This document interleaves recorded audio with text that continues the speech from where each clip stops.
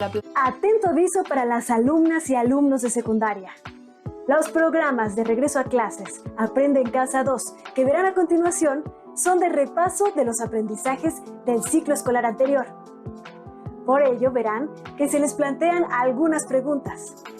No es necesario que las respondan, pero si les interesa contestar alguna de ellas, seguramente les ayudará a fortalecer sus aprendizajes. Recuerden también que cuentan con sus libros de texto para apoyar este repaso. Disfruten de la programación. La conquista y la colonización no solo implementaron en la Nueva España la religión y la reorganización política y social, sino también las corrientes culturales y artísticas. ¿Qué estilos artísticos predominaron en la Nueva España? ¿Por qué la mayor parte de la arquitectura, la pintura y la música virreinal expresaban culto al catolicismo y a las festividades religiosas? Veámoslo.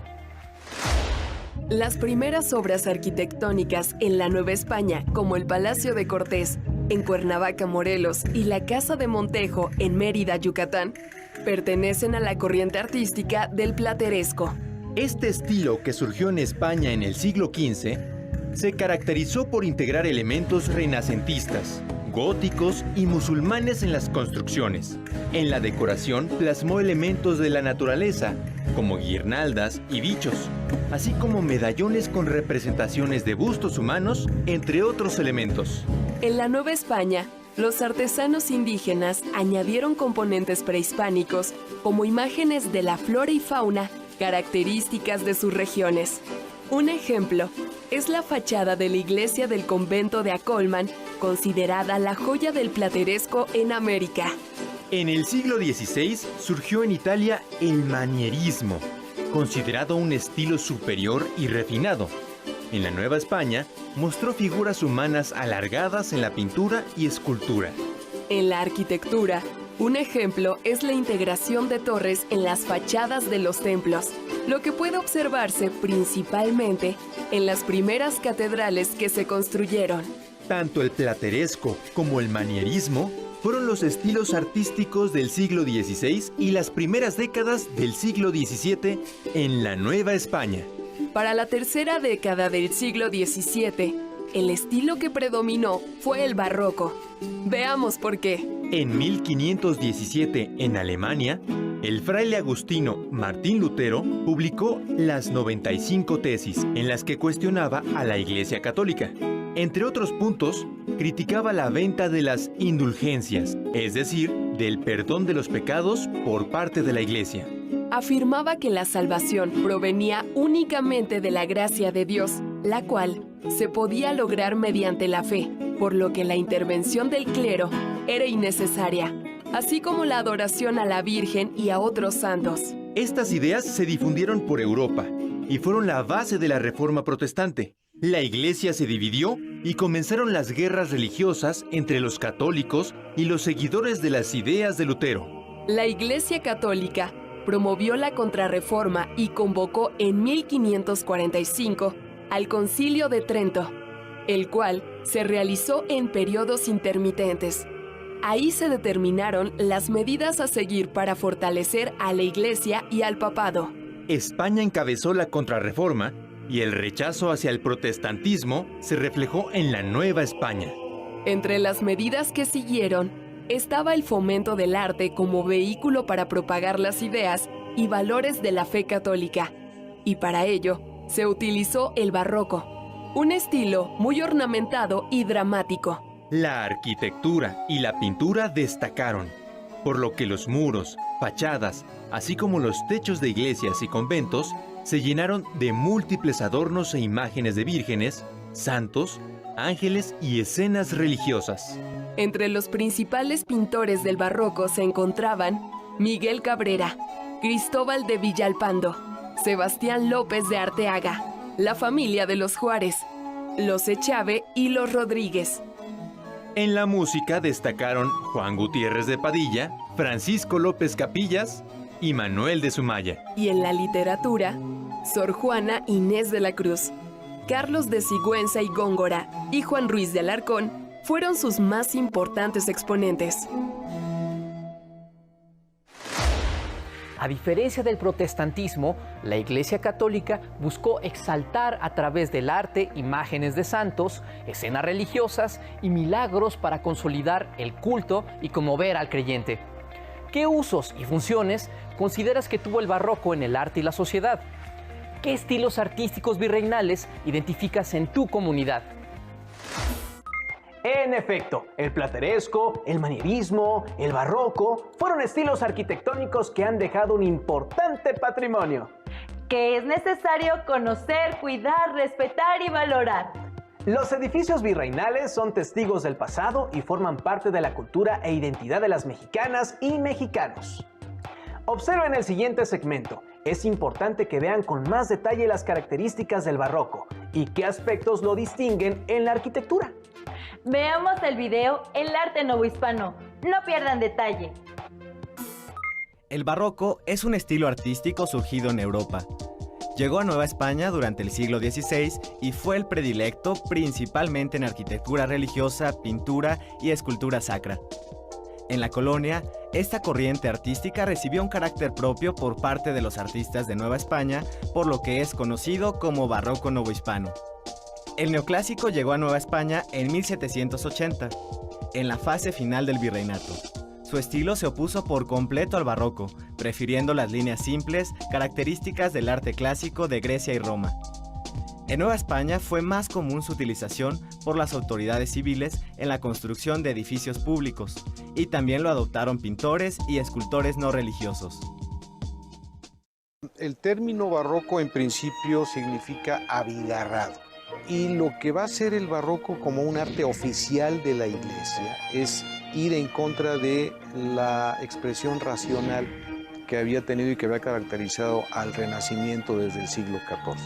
América, en los territorios conquistados por el Imperio Español, evidentemente también se traslada el barroco, aunque no se había presentado esa problemática de enfrentamiento con lo que iba a ser el protestantismo. Sin embargo, bueno, irradia, influye y se crea un barroco muy americano, un barroco con distinciones respecto de lo que se daba en Europa.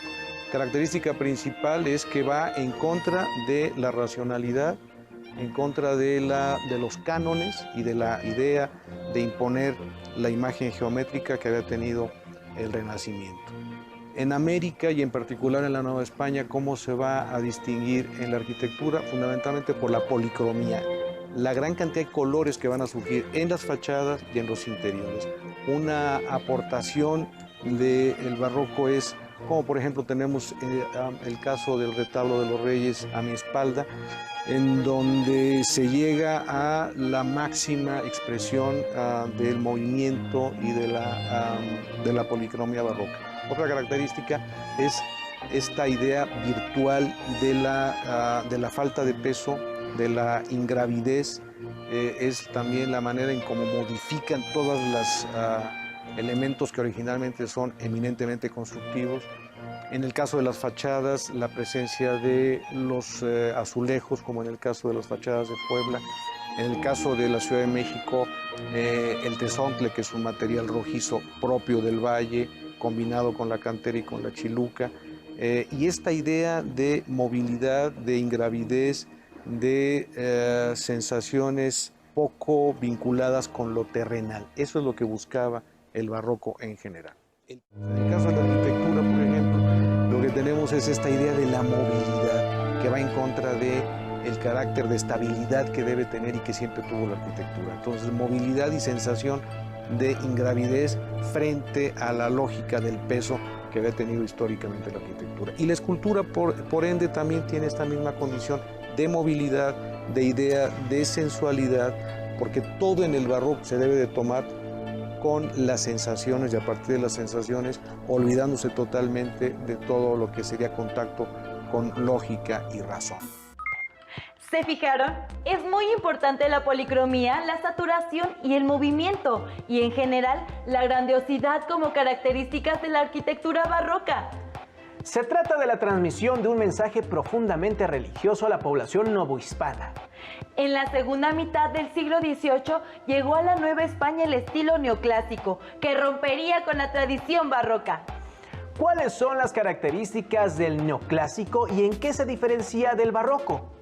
Lo veremos a continuación.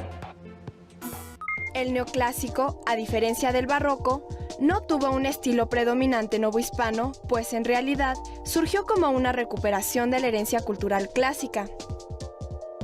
Fue el arquitecto español Manuel Tolsá, quien llegara a la colonia en 1791, el principal exponente de este estilo artístico en arquitectura y escultura.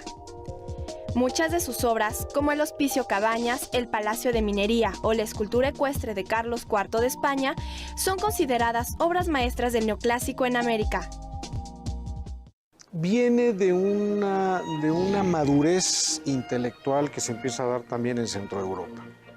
Una madurez intelectual que privilegió el uso de la razón frente a la posibilidad subjetiva que daba la Iglesia Católica. Entonces, así como el barroco había sido un arte estratégico en favor de la difusión de la Iglesia, ahora vamos a tener una posición contraria, que es una vuelta a la crítica sobre la preeminencia religiosa, sobre todo de la Iglesia Católica. Y igual que en el caso del barroco, tendríamos varias fechas que serían determinantes.